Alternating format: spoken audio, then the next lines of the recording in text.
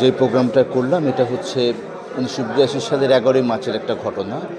ওই দিন রাজশাহী বিশ্ববিদ্যালয়ে একটা নবীনবরণ আয়োজন ছিল এবং সেই নবীনবরণ আয়োজনে ছাত্র শিবিরের এই প্রোগ্রামটা করার পর ওখানে অতর্কিত হামলা হয়। এই হামলাটা করেছিল মূলত ছাত্র সংগ্রাম পরিষদের ব্যানারে ওইখানকার যতগুলো বাম সংগঠন ছিল তারা, এবং এরপরে ওই হামলায় 4 জন শিবিরের নেতা শহীদ হন। প্রথম যিনি শহীদ হন ওনার নাম হচ্ছে শহীদ সাব্বির। এরপরে হচ্ছে পরের দিন শহীদ হন শহীদ আব্দুল হামিদ, মানে ইনজুর্ডের মাত্রা ধরে বলছি। এরপরে শহীদ সাব্বির ভাই ওই দিনই শহীদ হন এবং এরপরে গুরুতর আহত অবস্থায় পরের দিন শহীদ আব্দুল হামিদ শহীদ হন। এর 1 ঘন্টা পরে শহীদ আইয়ুব আলী শহীদ হন, যার ভাই আজকে বক্তব্য দিলেন। এবং এই ঘটনার প্রায় 9 মাস পরে ডিসেম্বরে গিয়ে 4র্থ জন শহীদ হন, ওনার নাম হচ্ছে আব্দুল জব্বার। এটা হচ্ছে ছাত্র শিবিরের প্রতিষ্ঠা 1977 সালে, তার 5 বছর পরে এই ঘটনাটা ঘটে। That was the beginning. এবং এরপর থেকে বাংলাদেশের প্রতিটা ক্যাম্পাসে আসলে বিভিন্ন সময় ছাত্র শিবিরের উপরে এই ধরনের হামলাগুলো হয়েছে। এবং আমি আমার বক্তব্যে 90 সালের কথা বলেছি, পরিবেশ পরিষদের কথা বলেছি এবং কিভাবে ঢাকা বিশ্ববিদ্যালয়ে ছাত্র শিবিরের কাজকে দীর্ঘদিন বন্ধ করে রাখা হয়েছিল, প্রকাশ্য কাজ, সেটা বলেছি। এবং একই সঙ্গে জাহাঙ্গীরনগর বিশ্ববিদ্যালয়, চট্টগ্রাম বিশ্ববিদ্যালয়, রাজশাহী বিশ্ববিদ্যালয় সহ বিভিন্ন বিশ্ববিদ্যালয়ে ছাত্র শিবিরের উপরে যে নির্যাতনগুলো হয়েছে বিভিন্ন কলেজে, বিএম কলেজ, বিএল কলেজে, এবং সেখানে তাদের সব মিলে ছাত্র শিবিরের এখন শহীদের সংখ্যা হচ্ছে 234 জন।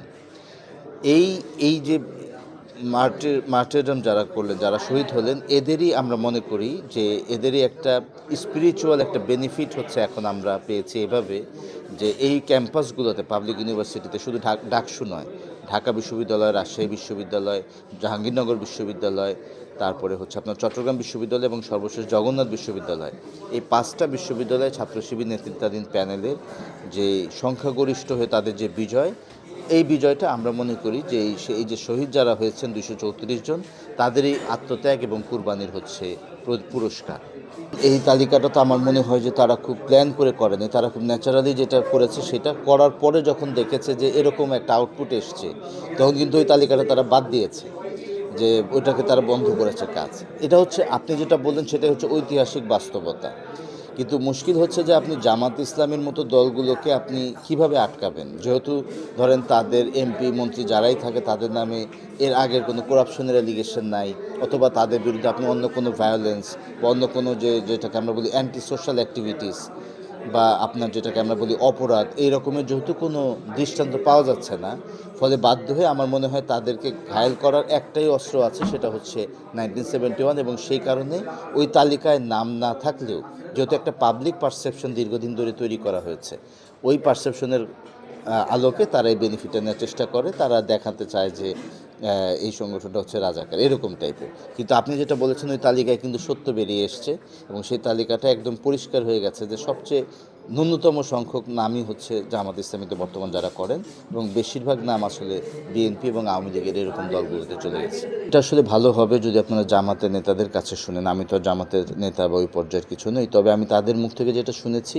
যে তারা এই ব্যাপারে খুব বেশি কাদা ছোটাছুটি করতে চাচ্ছেন না। তারা বিষয়টাকে বলেছেন যে তারা আমাদের ভাই, একসময় তাদেরকে আমরা ভাই বলে দেখেছি, যেহেতু তারা কোনো কারণে চলে গেছে।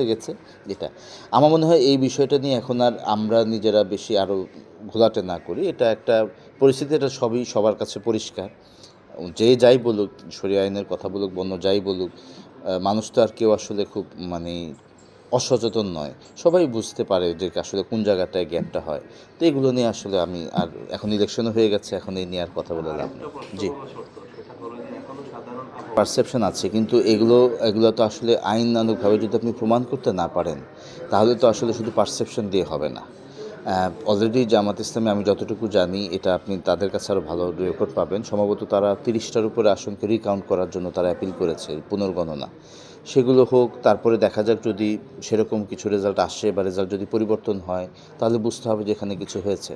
তবে আমার কাছে মনে হয় যে অন্তর্বর্তীকালীন সরকার বা এই ধরনের যারা এই ধরনের লোকদের মুখ থেকে যখন কোনো কথা বের হয়ে আসে ওইটা পাবলিক আসলে বেশি এফেক্ট করে। তো এই কারণে দায়িত্বশীল মহলের উচিত হচ্ছে আরও সচেতনভাবে নিজেদের অবস্থান ধরে রাখা। কোনো একটা কিছুকে ডিফেন্ড করার জন্য তারা যদি আবার নতুন করে বিতর্ক তৈরি করেন এটা তাদের জন্যই সমস্যা বেশি। যেহেতু নির্বাচন হয়ে গেছে, দেশে একটা ফরম্যাট আছে, আমরা চাইবো যে এই ধরনের নেগেটিভ ক্যাম্পেইনগুলো আসলে আস্তে আস্তে বন্ধ হোক। এবং আমি যেটা চাই সেটা হচ্ছে বাংলাদেশের জনগণ যেটা ভোট দেবে ওইটাই যেন রেজাল্টে রিফ্লেক্টেড হয়। এটা বাংলাদেশে বহুদিন ধরেই হচ্ছে না। এটা গত 3টা ইলেকশন যে হয়েছে আওয়ামী লীগের আমলে সে সময়ও হয় নাই, এবারও সেটাই হয়েছে। তো এটার একটা অবসান হওয়া দরকার, অর্থাৎ জনগণ যা চাইবে রেজাল্টের জন্য তাই প্রতিফলিত হয়। এটা অন্য কারো ইন্ধন, অন্য কারো ইন্টারফিয়ারেন্স, এটার চর্চা বন্ধ হওয়া উচিত।